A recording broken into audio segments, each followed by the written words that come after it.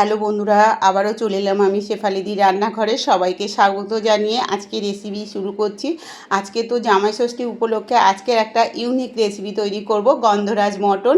আর সেই রেসিপিটা আজকে তোমাদের সঙ্গে শেয়ার করব। সম্পূর্ণ ভিডিওটা দেখবেন বন্ধুরা, আশা করছি ভীষণ ভালো লাগবে। তার জন্য এই যে চর্বিগুলোকে আমি আলাদা করে তুলে নিলাম, তুলে এখানে রেখে দেবো। এবার এই মটনটাকে একটা প্রেসারে কুকারে সিটি দিয়ে নেব।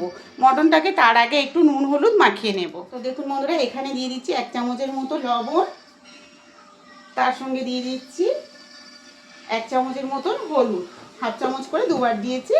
1 চামচের মতন হলুদ দিয়েছি, আর এর সঙ্গে দিয়ে দেবো 1 চামচের মতন সরষের তেল। 1 থেকে 2 চামচের মতন সরষের তেল দিয়ে হলুদ তেল দিয়ে এবার মটনটাকে একটু ভালো করে মাখিয়ে নেব। এইভাবে গন্ধরাজ মটন করবেন বন্ধুরা, খেতেও ভীষণ সুন্দর লাগবে। আর যাকে খাওয়াবেন সেই কিন্তু আপনার প্রশংসা করতে বাধ্য হবে, রেসিপি জানতে চাইবে। এতটাই সুন্দর হয় এই গন্ধরাজ মটনটা। তো আমি নুন হলুদ তেল দিয়ে মটনটাকে ভালো করে মাখিয়ে নিয়েছি। কুকারে দিয়ে 10খানা মতন সিটি মেরে নেব। সিটিটা দিলে কিন্তু মাংসটা একদম হাত দিয়ে টিপলেই গলে যাবে, এতটা নরম আর সফট হবে। এটা কিন্তু বাচ্চা থেকে বয়স্ক লোকরাও খেতে পারবে, এতটাই সুন্দর হয়। এবার এখানে দিয়ে দিলাম এই জলটা, এখানে দিয়ে দেবো। যেহেতু এখানে নুন হলুদ তেল মাখানো আছে, ওই জন্য জলটা দিয়ে দিলাম। তো প্রেসার কুকারের মধ্যে সব মটনটাকে দিয়ে দিয়েছি। এবার এখানে 1 গ্লাস জল দিয়ে দেখুন বন্ধুরা, এখানে গন্ধরাজ লেবুটা আমি কেটে নিয়েছি। এই রসটাকে সম্পূর্ণ এই মটনের মধ্যে দিয়ে দেবো। একটা লেবু সবটাই কিন্তু দিয়ে দেব রসটা।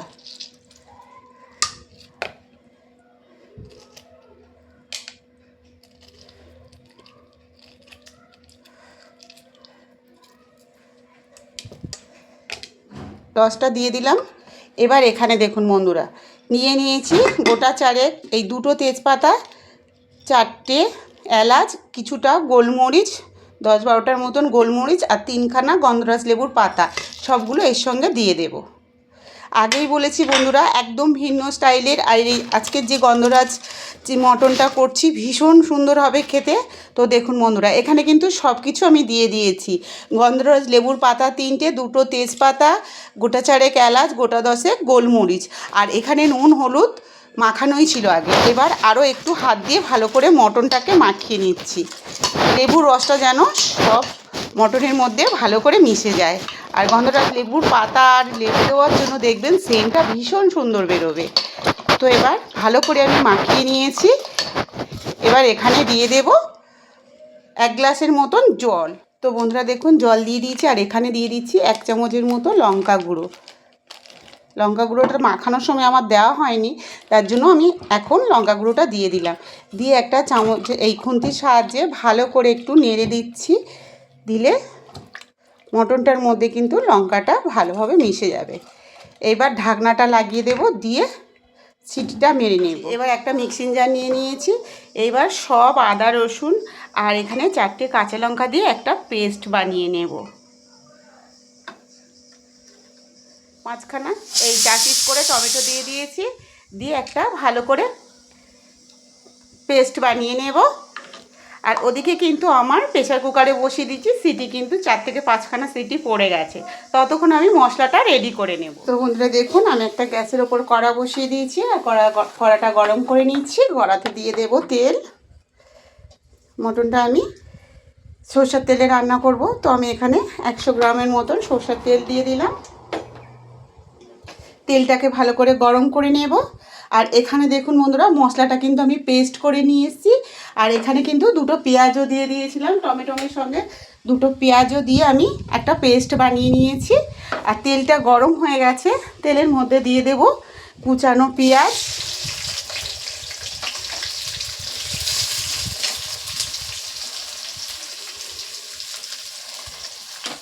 তার সঙ্গে দিয়ে দিচ্ছি একটা টমেটো।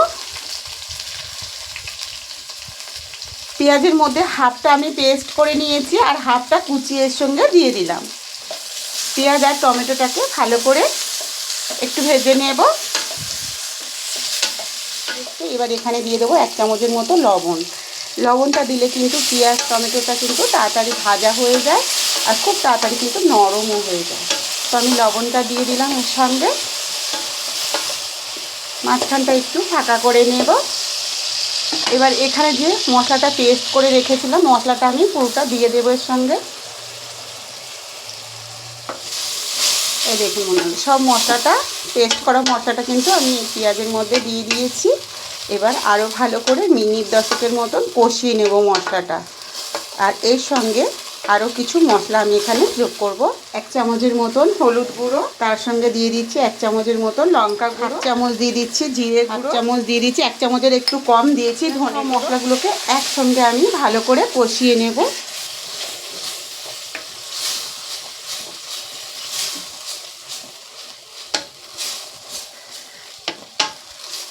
মটনটা যে সিটি মেরে রেখেছি 10খানা, সিটি দেওয়ার জন্য কিন্তু মাংসটা একদম সেদ্ধ হয়ে গেছে। এবার জলটা ঝরিয়ে আস্তে আস্তে মটনগুলোকে তুলে আমি মশলার মধ্যে দিয়ে দেব।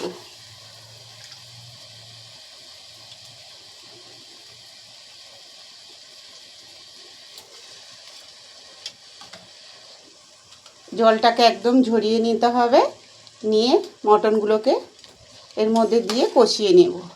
আর এই গন্ধরাজ মটনটা এত সুন্দর লাগে বন্ধুরা খেতে, একবার অন্তত বাড়িতে বানিয়ে খেয়ে দেখবেন, আশা করছি ভীষণ ভালো লাগবে। আর একবার খেলে কিন্তু বারবার খেতে ইচ্ছে করবে। যে মটন তো অনেকভাবে খেয়েছেন, এইভাবে গন্ধরাজ মটন একদিন বানিয়ে খেয়ে দেখুন বন্ধুরা।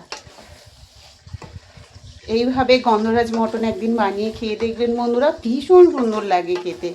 আর এর স্বাদ কিন্তু ভোলার না। বিশেষ করে আজকে জামাই ষষ্ঠীর দিনে জামাইদের যদি এরকম গন্ধরাজ মটন খাওয়ানো যায়, জামাইরা জাস্ট ফিদা হয়ে যাবে কিন্তু আপনার প্রতি। শাশুড়িদের প্রতি কিন্তু একটা আলাদা আন্তরিকতা, ভালোবাসা চলে আসবে। আর এখানে যে আমি চর্বিগুলো ধুয়ে রেখেছিলাম, এবার চর্বিগুলো কষানোর মধ্যে দিয়ে দেব।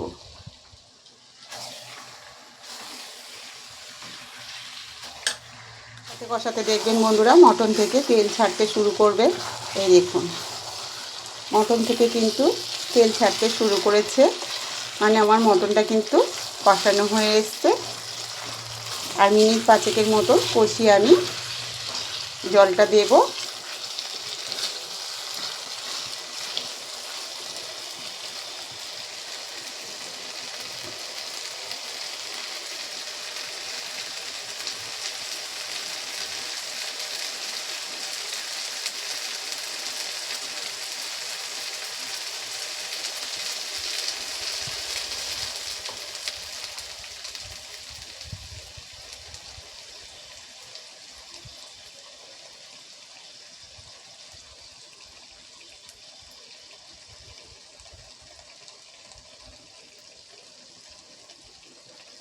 দেখুন বন্ধুরা কত সুন্দর লাগছে মটনটা।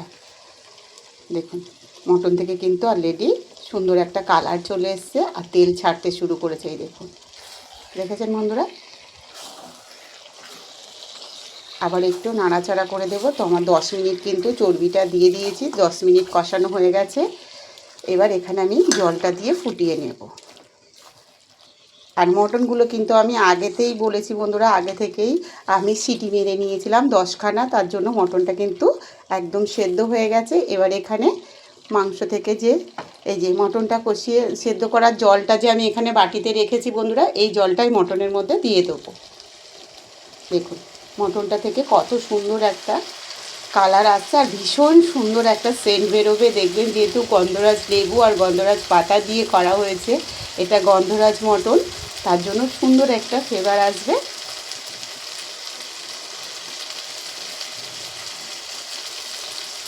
আর কালারটাও দেখুন বন্ধুরা কত সুন্দর কালার এসছে। আর জামাই ষষ্ঠীর দিন এরকম গন্ধরাজ মটনকে জামাইকে যদি খেতে দেন না বন্ধুরা, আর কিন্তু কোনো তরকারির দিকেই তাকাবে না, এটা দিয়েই খাওয়া হয়ে যায়। এই যে জলটা দিয়ে আমি মটনটা সেদ্ধ করেছিলাম প্রেশার কুকারে, সেই জলটাই কিন্তু আমি এখানে দিয়ে দিলাম। আলাদা করে কিন্তু জল দেওয়ার প্রয়োজন হবে না, এই জলের মধ্যেই কিন্তু মটনটা রান্না হয়ে যাবে। আর দেখুন কত সুন্দর কালার এসছে দেখুন। আর চর্বিগুলো দেখুন একদম রসগোল্লার মতন এক একটা ফুলে উঠবে। দেখুন চর্বিগুলো দেখতে পাচ্ছেন বন্ধুরা কত সুন্দর লাগছে।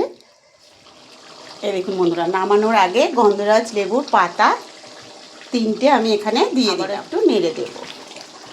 আর পাতাটা দিলে এত সুন্দর একটা সেন্ট বেরোবে না বন্ধুরা, ঠিক নামানোর মিনিট খানেক আগে কিন্তু পাতাগুলো দেবেন। আর আগে তো আমি পাতা দিয়েই সেদ্ধ করেছি। দেখুন কত সুন্দর কালার এসছে বন্ধুরা, আর এত সুন্দর একটা সেন্ট বেরোবে না, রান্নার সময় মন ভরে যাবে, এত সুন্দর একটা গন্ধ এসছে। দেখুন দেখুন বন্ধুরা কত সুন্দর লাগছে। এবার একটা প্লেটে আমি নামিয়ে নেব। তো বন্ধুরা দেখুন আমার গন্ধরাজ মটন একদম পারফেক্ট রেডি হয়ে গেছে। দেখুন কালারটা কত সুন্দর এসছে বন্ধুরা। দেখুন কারা কারা গন্ধরাজ মটন খেতে ভালোবাসো অবশ্যই কিন্তু কমেন্টে জানিও। আর এই গন্ধরাজ মটনের রেসিপিটা যদি ভালো লাগে শেফালিদির রান্নাঘর চ্যানেলটাকে সাবস্ক্রাইব করে পাশে থেকো বন্ধুরা। আর ফেসবুক থেকে দেখলে একটা ফলো করে দিও। কমেন্টে কিন্তু অবশ্যই জানিও বন্ধুরা গন্ধরাজ মটনের রেসিপিটা কেমন হয়েছে। আর রেসিপিটা ভালো লাগলে বন্ধুদের মধ্যে বেশি বেশি করে শেয়ার করো, লাইক করতে ভুলো না। আর যেসব বন্ধুরা এখনও আমার ইউটিউব চ্যানেলে নতুন, প্লিজ বন্ধুরা সাবস্ক্রাইব করে পাশে থেকো। আর ফেসবুক থেকে দেখলে একটা ফলো করে দিও, সঙ্গে থেকো বন্ধুরা। আর রেসিপিগুলো দেখতে থাকো, ভীষণ ভালো লাগবে। আর এই গন্ধরাজ মটনটা অবশ্যই একবার বাড়িতে বানিয়ে খেয়ে দেখবেন, ভীষণ সুন্দর লাগে। তো সবাই ভালো থেকো। আজকে জামাই ষষ্ঠীর জন্য সবাইকে জানাই আন্তরিক শুভেচ্ছা ও ভালোবাসা। সবাই ভালোভাবে সময় কাটাও, ভালো থেকো, সুস্থ থেকো, আর আমার পাশে থেকো বন্ধুরা।